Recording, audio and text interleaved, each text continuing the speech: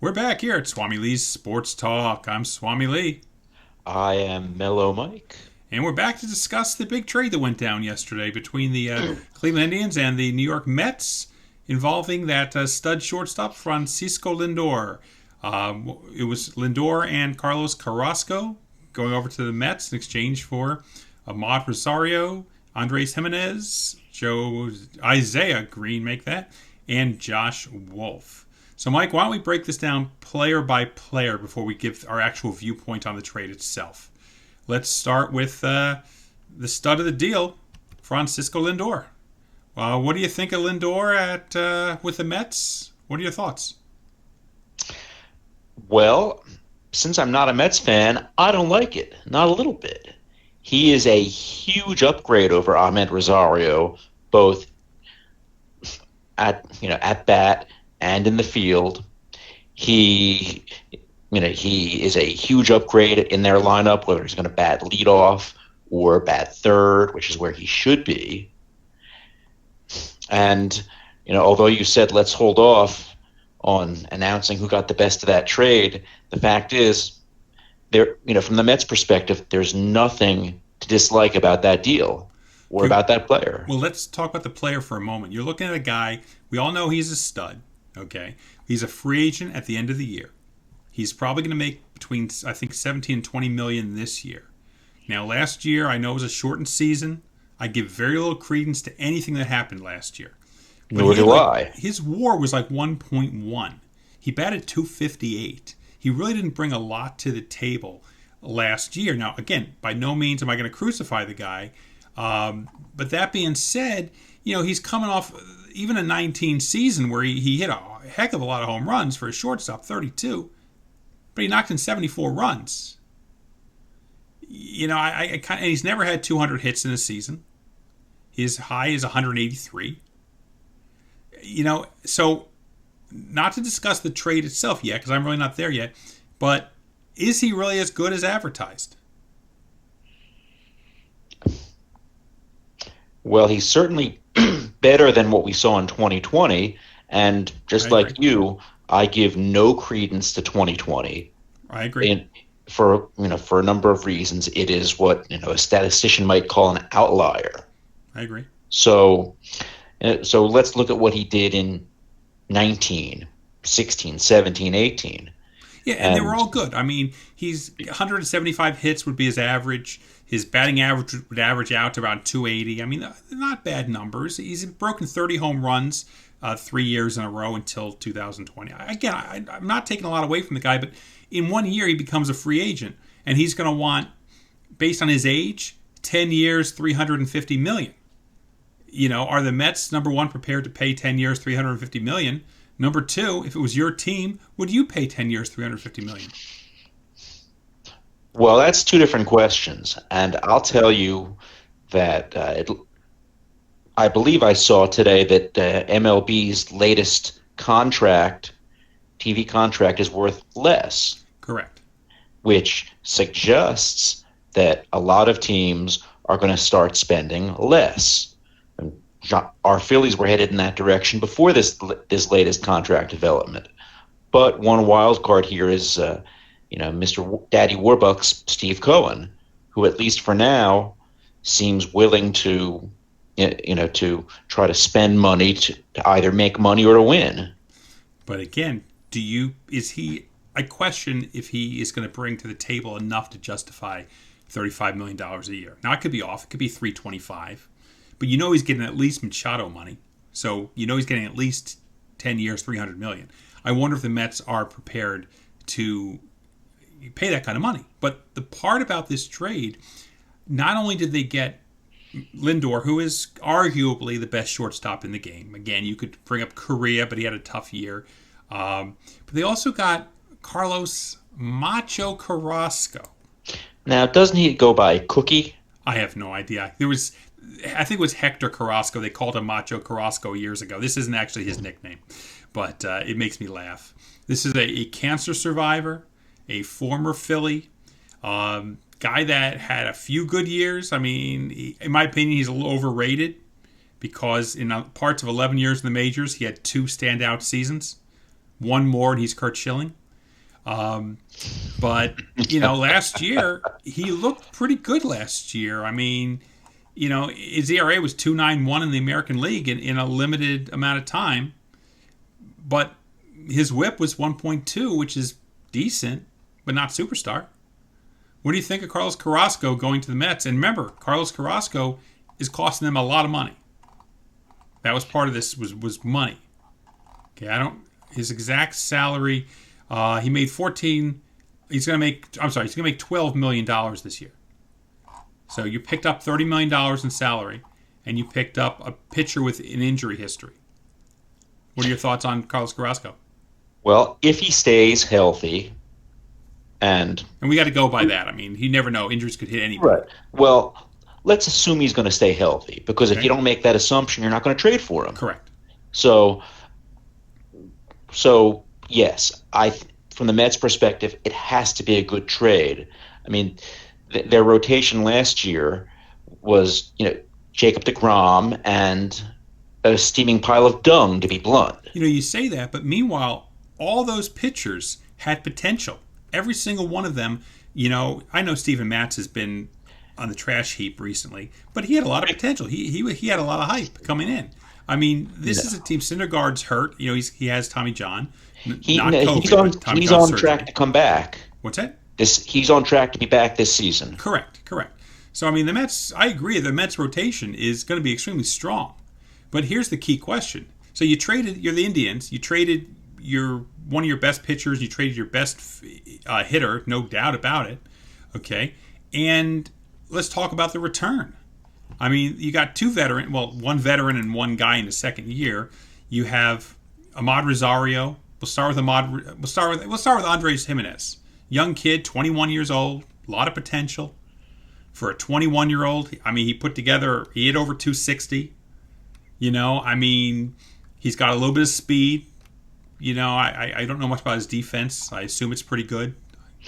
Or they got screwed pretty hard if he's not pretty good.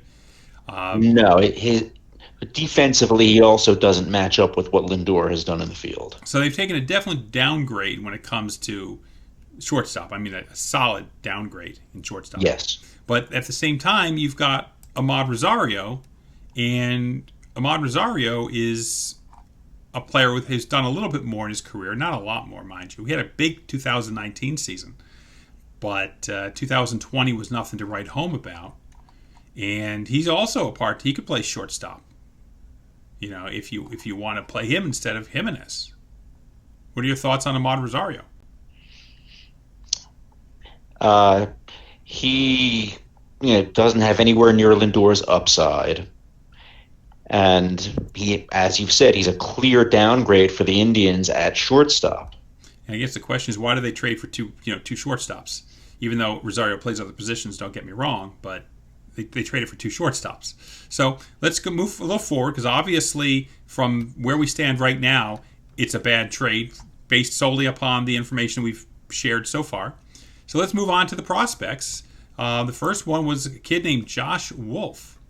Josh Wolf is a pitcher that only has 5 professional appearances because of the last year, no minor league season. He played in the Gulf Coast League. Looks like he's, at least for the moment, a starting pitcher. Young kid. You know anything about him at all, Mike? Well, let's see. He's had 5 major league appearances, or 5 professional appearances, sorry. He, at least for now, is a starter. Yep. He's, 21 years old? Not even. I think he's 20, I think. He's 20. To be perfectly frank, I don't know much about Josh Wolf. One would think that if I was the general manager of the Indians, I saw something there that most fans just don't have an opportunity to see. I haven't seen yet, anyway. Well, he was a second-round pick. What they did was they got 2 second-round picks, including, I bet you didn't know this. Well, we'll get to him in a moment. Let's just finish up with Josh Wolf. Josh Wolf has a lot of potential. I'm no expert on the kid. He's got potential. It wasn't a horrible player to get back, but if he's the key to your trade, you're in trouble. And I really think that's where our problem is so far. There was no key to this trade. So let's move on to the fourth player. You mean from the Indians' perspective? Correct. They haven't. As so far, we've discussed 3 players, and we have not discovered a key player in the deal. Okay, so let's move on and let's discuss the fourth player in the deal, which would be Isaiah Green. Isaiah Green was a second-round pick. Now, I bet you didn't know this. He was the compensation pick for the Phillies signing Zach Wheeler. I did not know that. Yes, the 69th pick in the draft. The Mets believe he should have been picked earlier than 69.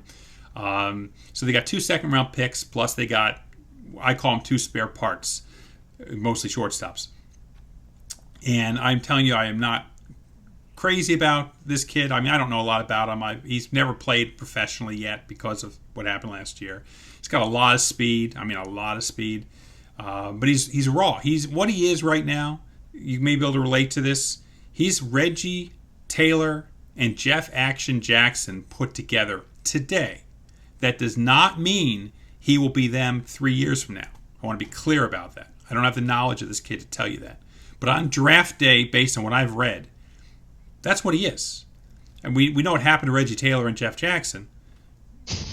Hopefully that doesn't happen to Isaiah Green. But when you add into the mix, you've got 2 spare parts and 2 second-round picks. For Lindor, the arguably best shortstop in the game, and the salary dump, which is, I'm sure that was a salary dump. That's why they got rid of, Carrasco was a salary dump. But it could be 1 year of Lindor. So let's ask this question, Mike. If it's 1 year of Lindor, how do you feel about the trade? Well, let's harken back to what you said a few weeks ago about the Phillies picking up JT Realmuto, albeit for 2 years. Based on what they gave up, you said that was a very good trade for the Phillies, if not better than very good. True, but it was, first of all, 2 years. The Phillies got 2 years. Phillies gave up a bigger prospect. In other words, the Phillies, if you had a choice between the 4 guys that came over in this deal or Sisto Sanchez and spare parts, you're better off with Sisto Sanchez and spare parts. He's a much bigger and more major league ready prospect. Remember, these 2 they acquired, if they get late season recalls by 2022-23, it's a good thing. I mean, they're not. I don't anticipate either one of them showing the majors until at least 23, assuming they do. So, are we still trying to figure out what's good about this trade from the Indians' perspective, other than a salary dump? I don't see anything positive for the Indians in this trade.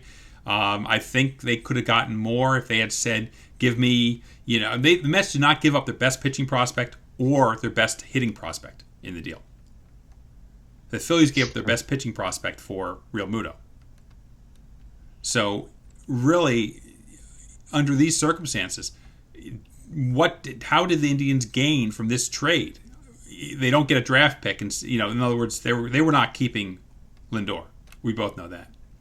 So they end up with a draft pick, or this, and instead of these 4 guys. So I guess quantity beats quality, right? Well, I suppose you could say that. I'm just trying to look at it from the perspective, from that perspective. I don't know. I don't see it. I don't see the Indians benefiting from the trade. That being said, Indians probably end up with nothing at the end of the year, and they dumped Carrasco's salary, which they did not need to pay $12 million to Carlos Carrasco this year. The Mets, in my opinion, good trade. Phillies could have acquired him for a $12 million salary. It would have been a good trade. The Indians, useless. So, Mike, as we're running out of time here, what is your final thoughts on this trade? So, what do you give the Mets grade for this trade? I've got to give them an A, pure and simple. I give them an A plus personally, but I'm with you on that. I mean, this is a huge upgrade for them, both offensively and defensively.